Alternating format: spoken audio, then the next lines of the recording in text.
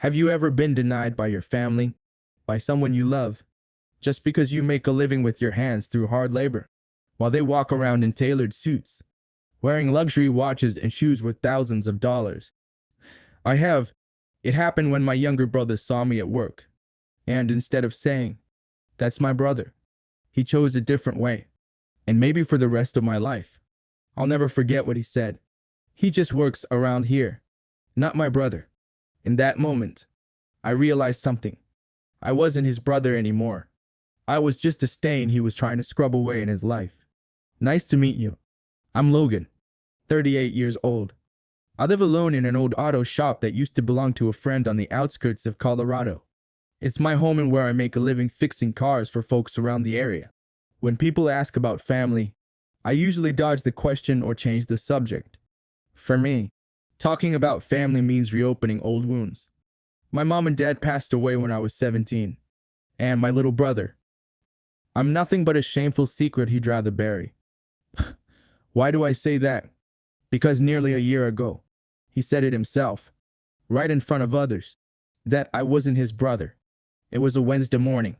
The sky was gray, heavy with clouds like the air held back something it couldn't quite say. I'd been hired to fix the wiring at a new EV charging station, just off the highway, about 7 miles from my shop. Basic stuff: replacing cables, checking safety systems, mounting the control box. I was working with two guys I've known for years. We planned to wrap up early so I could pick up a part sorter at the main garage. I was under the platform, arms deep in wire and plastic dust, when I heard footsteps approaching. I glanced over, and the first thing I saw was a pair of expensive, polished dress shoes. Then I recognized a voice instantly, but it wasn't talking to me. "This is the pilot station. If the numbers look good, we'll roll it out to 7 more states next year." My heart skipped a beat. I froze. I knew that voice. It was Jake, my little brother. Right away, I slid out from under the unit, stood up, and wiped my hands with an oily rag. He was just a few steps away, standing with a group of folks in suits, some holding iPads, others with big corporate name tags clipped to their coats. My eyes lit up. I smiled, stepped forward, and said to him, "Jake," I said, my voice rough from the dust, "when did you get here? You should have told me you were coming." As soon as the words left my mouth, Jake turned. Our eyes met. For a second, I thought I saw a flicker of surprise. Then it vanished. He didn't say a word. I just gave a quick nod, then turned back to the group. One of the men, an older guy who looked like a big minus time investor, glanced at me and asked half minus jokingly, "Who's that? You two look alike. Is he your brother?" Jake paused, just a beat. Then he gave a soft laugh, adjusted the collar of his suit, and said, "He just works around here. Not my brother." That sentence rang louder than any noise on that job site. I stood there, frozen, my arms limp at my sides. The rag dropped to the ground without me even noticing. I didn't feel angry. I just felt cold. Not the kind of cold that comes from steel or wind, but a cold that starts deep inside, in a place you thought was locked up long ago. I looked at him.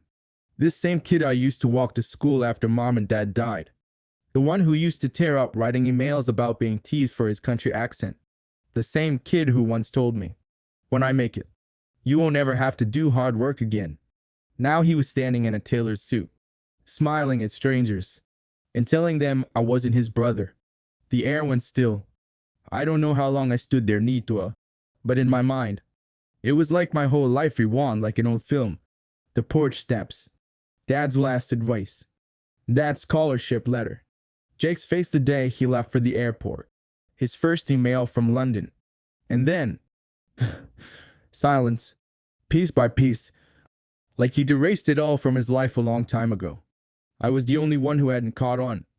I turned away, didn't say a word, didn't look back. Not because I was weak, but because if I'd opened my mouth just then, I was afraid I'd scream like a child.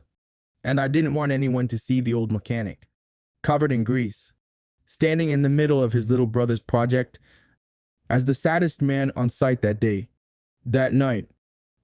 I couldn't sleep. I laid on the old mattress in the corner of the shop, hands behind my head, eyes fixed on the dark ceiling, listening to the creak of the ceiling fan as it turned, round and round, like the quiet, endless cycles of life I've drifted through. The smell of metal, old motor oil, and damp walls soaked with years, blended into a chill that matched the emptiness in my chest. I thought about Jake, not with anger, at least, not the kind of anger you can shout out loud. I just wanted to understand why. Why could someone I'd given everything for, put aside my entire life for, walk away from me like I never existed? And then, like life has its cruel rhythm, old memories came flooding back, one after another, like a storm breaking through. And it all started with the night our parents died in that accident. I remember it clearly, just a week before they passed. We were all still gathered in the small kitchen of our old house. My dad sat in his warm minus-out wooden chair, his voice steady, his eyes serious as they met mine. Jake's still just a kid. Logan, if anything ever happens, you've got to be the one to look after him. Make sure he never goes without. I nodded back then, not knowing that his words were a warning. Promise I didn't realize I was making. And then it happened. I was 17. Jake had just turned 10. A car accident took both our parents on a winter night.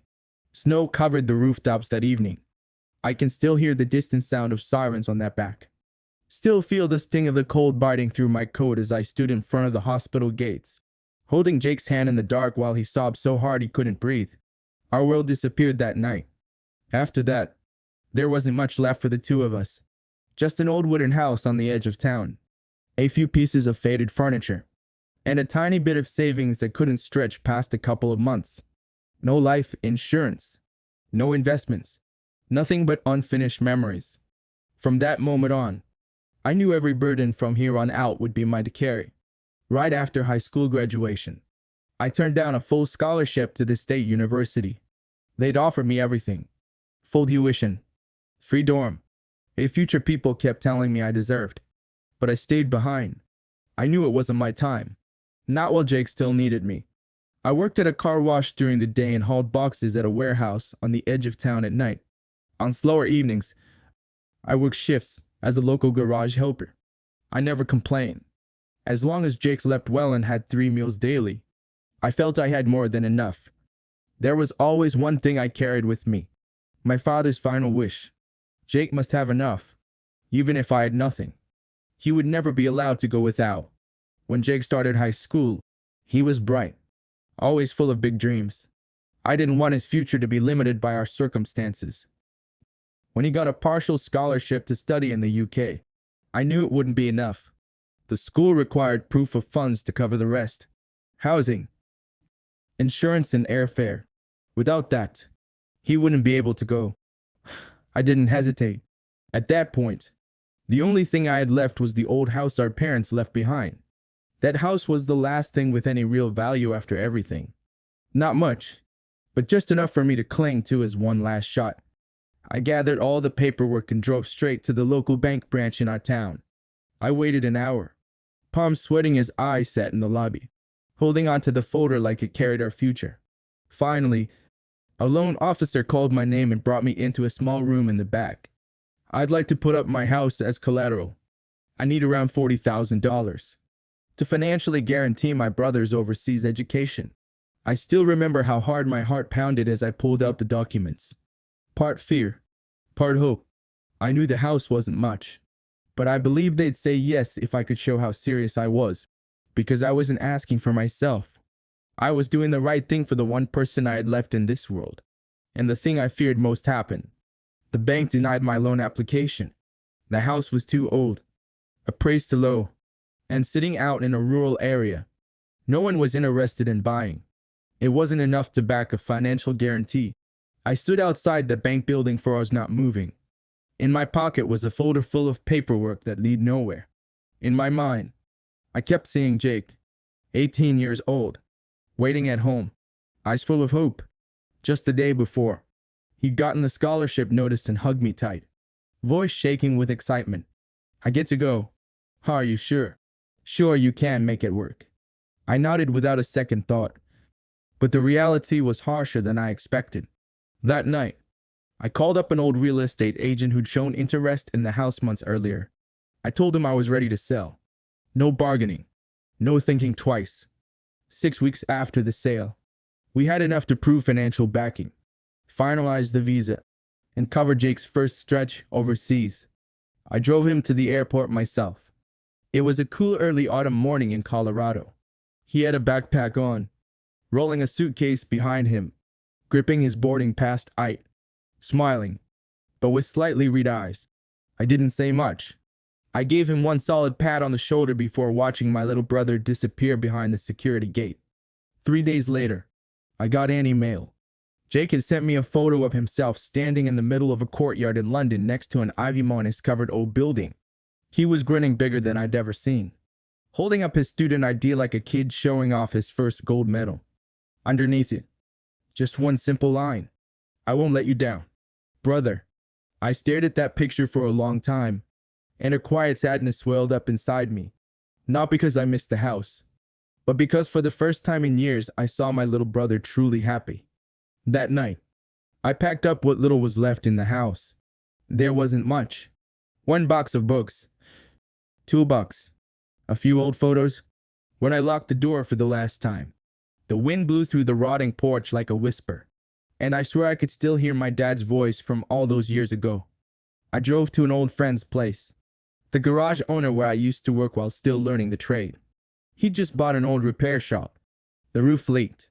The walls were cracked. The floor wasn't even concrete. But he told me, "If you need a place to stay, this place is empty.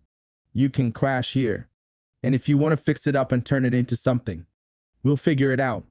At that point, I didn't hesitate. I had nowhere else to go. I moved in that same weekend. No bed, no heater. I laid a thin mattress in the corner, rigged up some string lights, and slept to the sound of wind whistling through the gaps in the metal roof. At first I thought I'd only be there for a few months, but one by one old cars started showing up. Folks I used to help came back, asking if I could look at their engines. Word got around. Logan knows his stuff. That old shop slowly became where I lived, and the only place I could still call mine. Back then, I never blamed Jake. Not once. He was young. He needed a future. And me, I was his brother. I always believed that meant it was my responsibility. 6 years after I took my brother to the airport, I still lived in that same old workshop. Every day looked the same. Open up early, weld the cutter back together, fix brakes, change spark plugs, clean up oil spills, and close up when the sun dipped behind the pines. I didn't call it stable, but it was enough for me at least. Enough until the day Jake came back. In the beginning I sent money every quarter, a few $1,000s at a time, just enough to cover his rent, early expenses, and daily living costs. But by his 3rd year, Jake messaged me out of the blue. "Hey bro, I can take care of myself now. I work part-minus time in a lab and my scholarship just bumped up. Don't worry anymore." When I read that, I let out a long breath. Not because I was tired, but finally he was starting to stand on his own 2 feet. Now and then, Jake would send an email with an update. "I'm working as a research assistant for a professor in energy systems." Or "I just landed an internship at a startup in Berlin." Usually I didn't say much back. I just typed a quick reply like, "I knew you could do it. Keep going. We're proud of you." But as time went on, the emails came less often. Jake started using words that sounded foreign to me. Words like pitch deck, equity dilution, and scaling model. His stories changed too. Less about life and more about investment rounds, growth rates, and expansion strategies. One time, during a quick call, I asked him, "Do you still have that photo from the campus in London? The one you took your first day there?" He laughed and said, "Oh, I deleted all that old stuff. I need a clear head to move forward." I gave a quiet laugh back. I tried to brush it off, but deep down, somewhere in my chest, something small cracked. In his 6th year, Jake graduated from his MBA program with honors and returned to the US. Shortly after landing his first investment round, I didn't hear it from him. I found out through an article a friend forwarded to me. Jake Foster, a rising star in clean energy secure series. a funding from Silicon Valley investors. I read that article word for word for word. My name wasn't mentioned. Not a single line. Not even a sentence like. I grew up in a small town out west. Raised by my brother who made sure I could go to school. Nothing. Just numbers, market strategies, global expansion plans, and a photo of my brother standing confidently in front of a presentation screen like a seasoned CEO. All I felt was distance. And I caught myself wondering, what is my little brother thinking now? When Jake returned, he moved straight to the city, the kind with a private airport, sleek glass buildings, and coffee shops where a single cup cost more than I spend on food in a week. Jake, you didn't reach out much, and I didn't call either. I only heard bits and pieces through the grapevine, from customers who happened to mention the name in passing. I think someone from around here made it big. You know Jake Foster, right? When they asked, I just nodded, smiled, and looked down, wiping my hands on an old rag. Once I got any mail from Jake, just a short line. I'm building something big. Bro, you're gonna be proud. I'll tell you all about it when it's done. I didn't reply. Not because I was angry, but because, honestly, I didn't know what to say. 2 years after Jake returned from studying abroad, I asked to meet him, hoping he might be willing to help me with some capital for my work. I remembered that clearly. It was an early October afternoon. I closed the shop earlier than usual. I shaved, combed my hair, and put on my cleanest dress shirt. Not because someone important was coming by, but because I was gonna see my little brother. We agreed to meet at a small cafe near the gas station, just 5 minutes from my shop. I arrived 10 minutes early, ordered an iced black coffee, and sat by the window. Outside, pickup trucks rolled slowly down the dusty county road. Just another quiet suburban afternoon when nothing's ever rushed. When Jake walked in, I needed a few seconds to recognize him. He was no longer the boy I used to hold by the hand. He wore a crisp suit and polished leather shoes and had the sharp look of someone who's seen the world and learned how to own it. And me, I was still just the mechanic, living in oil stains and the clank of old machines. After a few polite questions about work, where he was living, how he was feeling, I cleared my throat, gripping my coffee to steady myself. I've been thinking, I said slowly. If I had more capital, I could expand the shop. There's some land nearby we could buy. Maybe even, I paused, tried to keep my voice even. Maybe even buy back the old house if you're willing. Jake looked at me for a long moment. Then he set his cup down. His voice was calm but firm. I'm putting my capital in 2 bigger deals. The old house. Small shops like yours. They're not part of my growth strategy. I just nodded, smiled faintly, didn't say anything else. I turned my gaze to the window, pretending to be distracted by the cars passing. The sky outside was still a clear blue, but everything had gone hollow inside me. He didn't have to say it aloud. I already understood. My brother had left my world behind, and he wasn't coming back. From that day on, Jake began a new life that no longer had room for me. And now, after everything I sacrificed to get him there, he repays me with the words, "Not my brother." I don't know when I fell asleep. Maybe I was too tired. The following day, I sent Jake a message. Short. No blame. There are no lengthy explanations. No mention of the construction site. No mention of what had happened. Just this. I want to see you. One last time. An hour later, he replied. It's just as brief. Just as distant. Like none of what we ever shared had any weight. Okay, same place. That same cafe. The one where I first sat him down to talk about expanding the shop about the old house.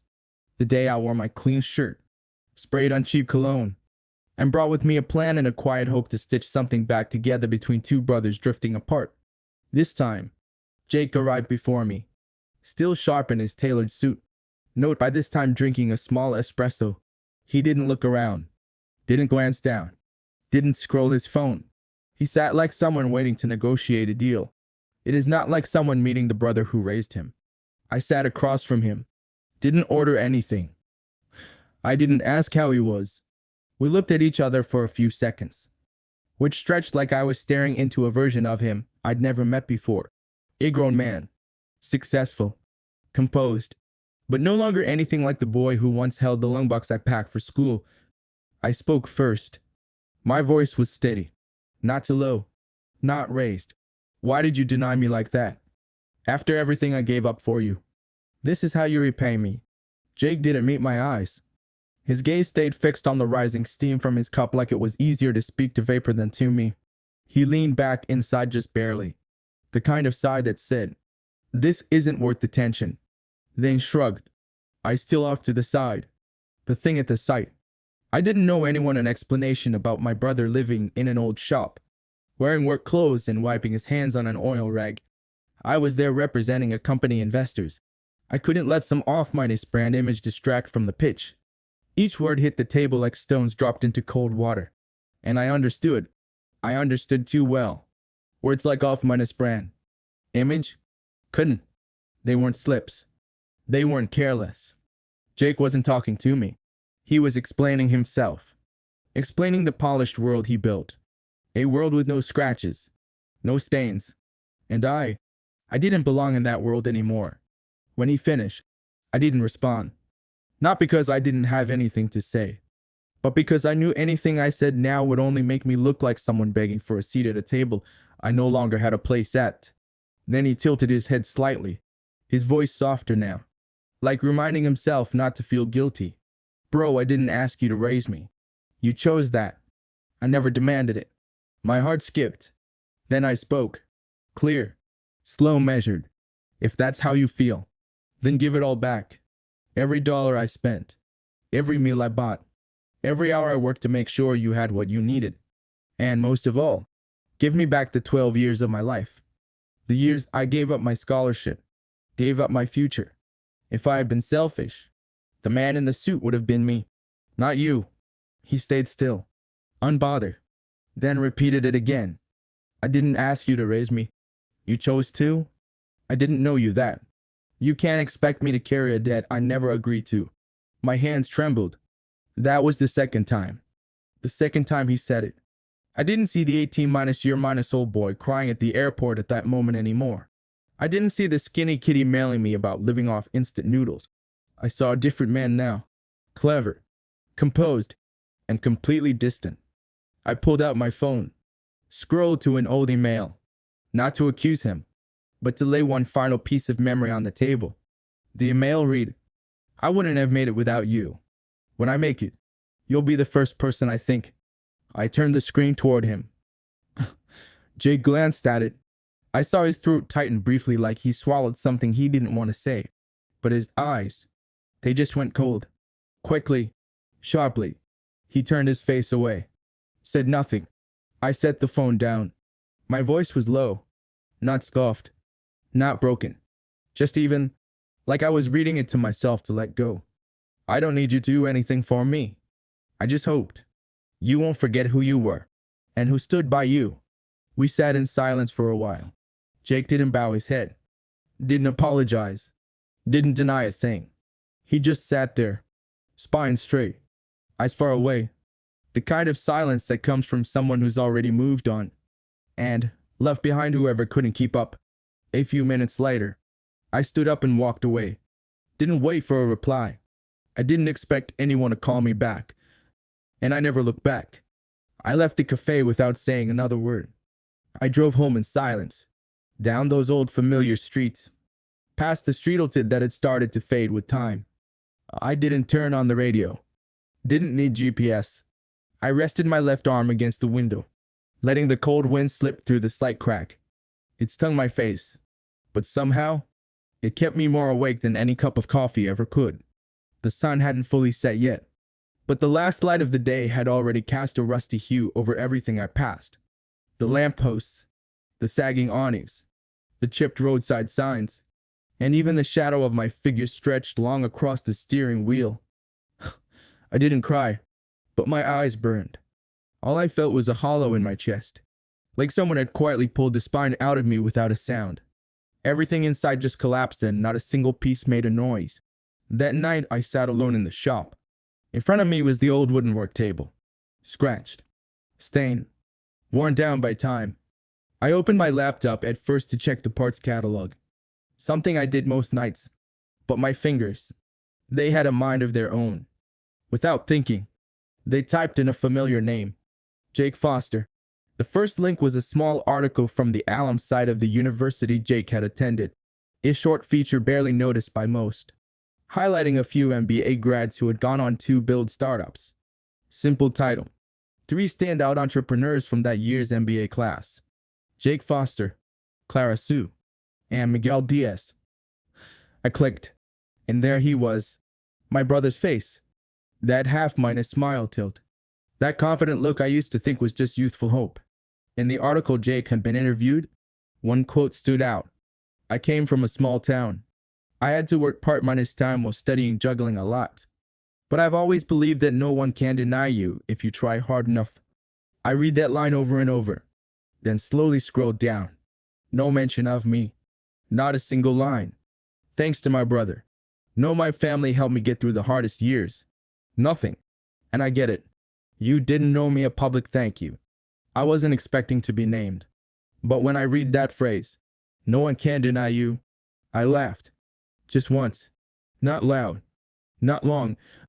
But enough for it to tremble across a pair of lips that had stayed dry all evening. Because sometimes the person doing the denying, it is the very one you never once turned away.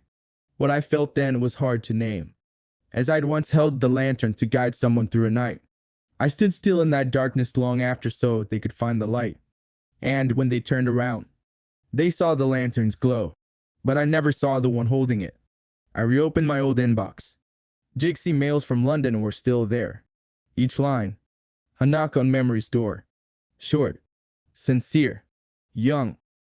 One of the last emails, the one I'd held on to for 6 years.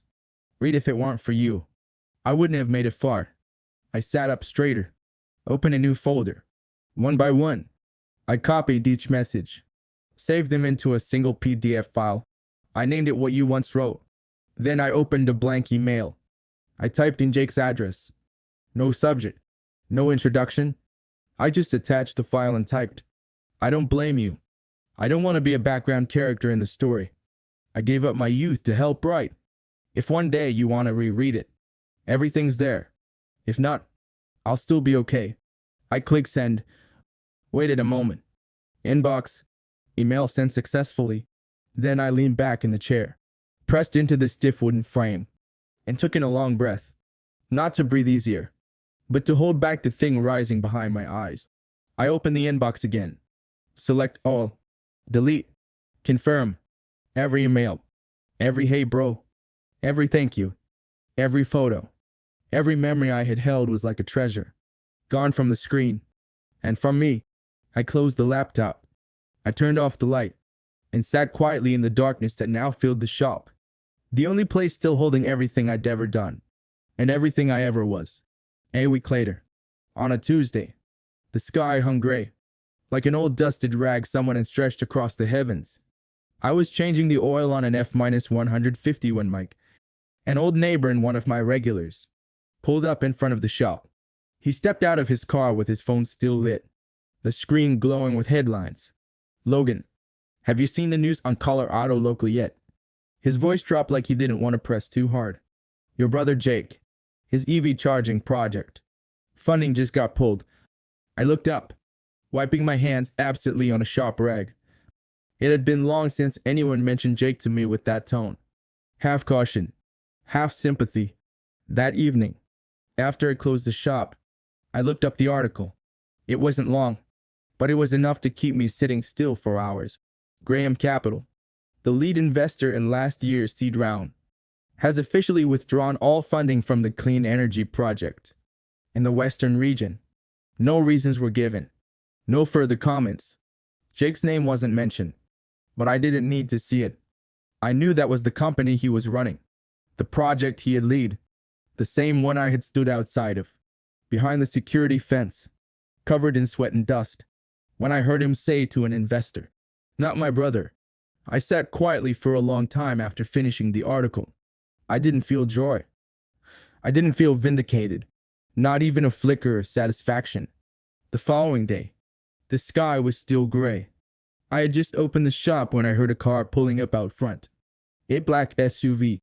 The door opened slowly. A man stepped out. Gray suit. Dark tie. Walking straight and steady. Each step firm like he was used to commanding a room with just a look. I squinted. Took a few seconds to recognize him. Graham. The same man from years ago. The one who'd stood in the middle of a team of burned-out engineers. Face pale with panic over what could have been the first major deal of his career. And me. Just a helper back then. Kneeling beside a busted hydraulic press. Treating it like a truck that had died in the middle of a highway. He stopped at the door. Didn't step inside. Just nodded and said, in a voice low, calm, strangely familiar, "You still remember how to restart a press with a chain pull ignition? No cutting tools." I let go of the wrench in my hand. Stood upright. My throat tightened. Not from emotion, but from how long it had been since anyone brought up a memory I thought I'd buried. "Reid Vale," I said. 2009. Graham nodded. His eyes were the same, sharp, steady, but this time they held something else. "Respect. You saved me from bankruptcy that day," he said. "Nobody believed that the press could be revived. Nobody but you." I never forgot that. I didn't respond, not out of awkwardness, but because suddenly I felt lighter inside. Then he continued, "Last week, I saw you again on site. Took me a few days to recognize you. I remembered you, and I remembered Jake was your brother." He paused. I asked myself, why was the man who once saved my project now standing outside the fence? I didn't know how to answer, and maybe he wasn't asking for one. He looked around the shop. Cracked walls, patched roof, wires stretched across the ceiling. Nothing fancy, nothing polished, but something honest lingered in the space. Then he turned back to me, spoke slowly. "I was the first to believe in that project, and I was the first to walk away. Sometimes, the most important thing isn't what you invest in. It's who you see standing behind it." He pulled out a business card. Didn't say anything more. Set it gently on the work table, between bolts, wrenches, and oil-stained rags. Then he turned and walked away. I didn't follow him. Didn't shake his hand. Didn't nod. I just stood there, both hands clasped together, holding onto something rising in my chest. Not quite joy, not quite tears, just that unmistakable feeling. That for the first time in a long while, someone saw me, not because I needed help, but because someone, after all these years, I still remember being helped. I stopped following news about Jake after the day Graham walked away from my shop. I removed the bookmark from the university website, turned off notifications from the business section. I deleted every highlighted article I once saved. Quiet markers I'd used to track the world my brother now lived in. Not out of anger, but because I understood some doors once closed from the other side deserved to stay that way. And the one left standing outside, I should learn when to walk away. In the following days, I kept working steadily, like a flywheel turning, sometimes smoother, sometimes with a jolt, but never really stopping. Until one evening when the air turned cold again. I was packing up my tools when the phone rang. A familiar name lit up the screen. I didn't answer right away. I just stood there, watching it ring, its light reflecting off hands stained with oil and cold. Then I picked up, not because I hoped for anything, but because I had once been his brother. On the other end, a voice I knew too well, no longer sharp, no longer fast. It's not quite sad either.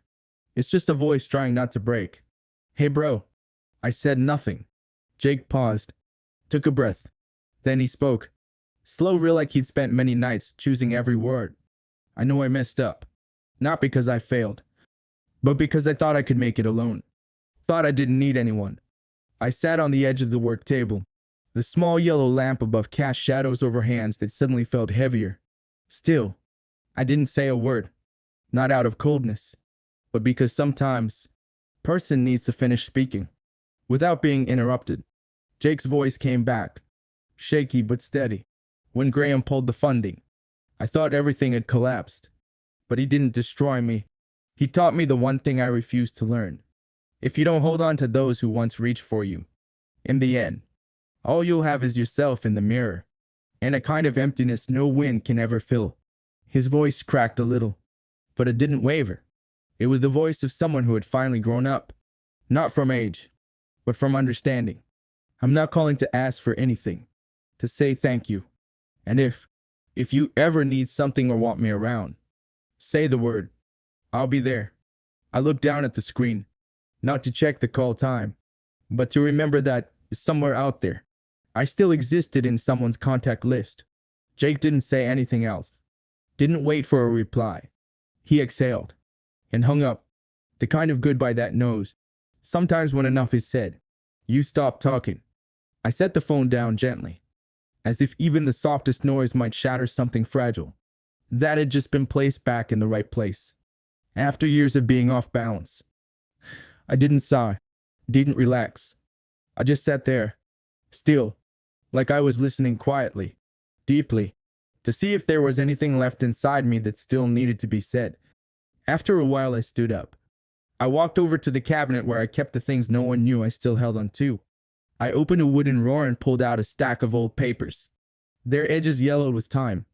Under the soft light, the faded words came into view. Deed of property ownership. The old house. The one Jake and I grew up in. The place was once filled with the sound of running feet, carefree laughter, and quiet dinners with just the two of us after our parents passed. I had repurchased it over a year ago. Quietly. Alone. The new owners had been preparing to move. Their listing was discreet. I visited, signed the papers, made the payment. I told no one, and I never planned to live in it. I just wanted to preserve something that had once been ours, so that if one day Jake remembered, he would still have a place to come back to. A place that whispered, "You belonged here once." That offer I made at the cafe. Maybe buy back the old house. It wasn't about funding. It wasn't about money. It was a test. I just wanted to know, did that house still mean anything to him? Would he come back? Not for profit, not for strategy, but simply because we had once called that place home.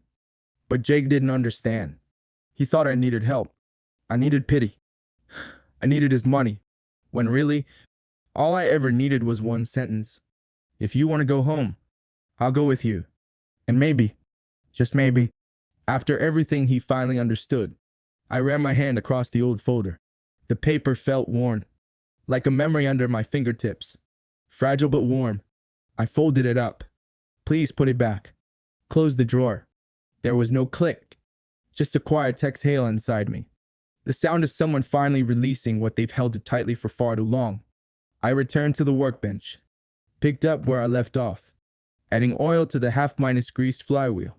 The shop was still as quiet as ever, but inside me, for the first time in a very long while, the weight was gone.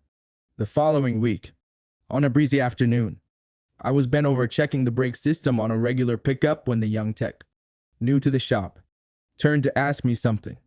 His voice was soft, a little hesitant, but couldn't quite hide the natural curiosity that comes with being young.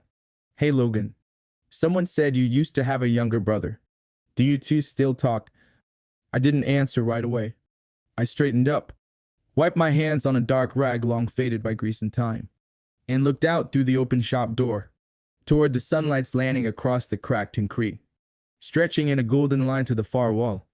That light always reminded me of those quiet childhood afternoons, when Jake and I would sit together in the sunbeam just like that, legs swinging, sipping cheap soda, laughing at things that didn't need explaining.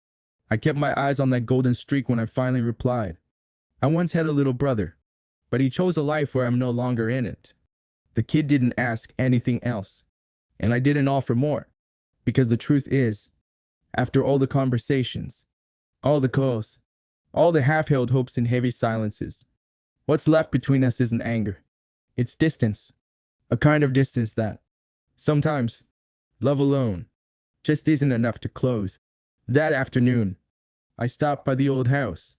The key was still in the inside pocket of my jacket. Just like always, the feeling of turning it in the lock, hearing that soft click from the old metal, still brought something strange. As if, for a split second, time had paused, just long enough for me to take one step back into childhood. I stepped onto the porch and sat down on the familiar wooden steps. I rested my elbows on my knees, fingers interlaced. I stared out at the narrow road out front. The same one where the boys once chased each other on bikes until the sun sank low, ignoring the puddles, the patches of sand, and the smell of dinner drifting from kitchens across the street. The wind passed gently through the porch beams. Cool, right? Enough to make me shiver, but not sting. The house was still silent, the way it had always learned it to be.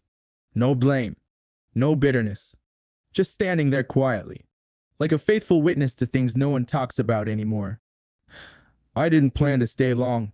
I wasn't here to move back in or to search for some ending. I just needed a moment of stillness, enough to sit down, exhale, and tell myself, you've made it through a long, long road, and now, you don't have to go anywhere at all. I stood, brushed the dust off my pants, and stepped off the porch, the place where I once grew up, where I was once quietly pushed out of someone else's dream, and where now, I had peace enough to return. Once in a while to remember, some things don't need fixing.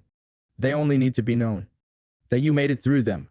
I know there will be people who hear this story and think, you should have forgiven him, and others who will say, you should have let go once and for all.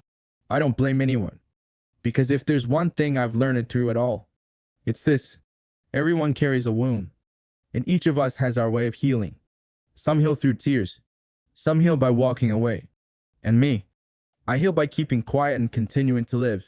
If you've ever loved someone with everything you had, if you've ever put family first, even when it meant losing pieces of yourself, if you've ever waited for an apology that never came, or tried your best just to be accepted, you're not alone. I'm here, and I understand. We don't need validation.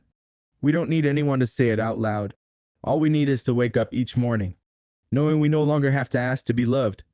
And that is enough. And before I close this chapter, I want to ask you, my dear listeners, the ones who stayed with me through every word, if you were me, what would you do if your brother looked you in the eye and said you weren't his? Drop your thoughts in the comments below. I'd love to hear how you would have faced that moment. And if this story touched something in you, hit the like button, just to let us know you're still out there, still listening. And don't forget to subscribe to the channel, so you won't miss the following stories. Fragments of memory that might seem small at first, but sometimes they hold an entire life inside them. Thank you for staying with me until the very end. I'll see you in the following story.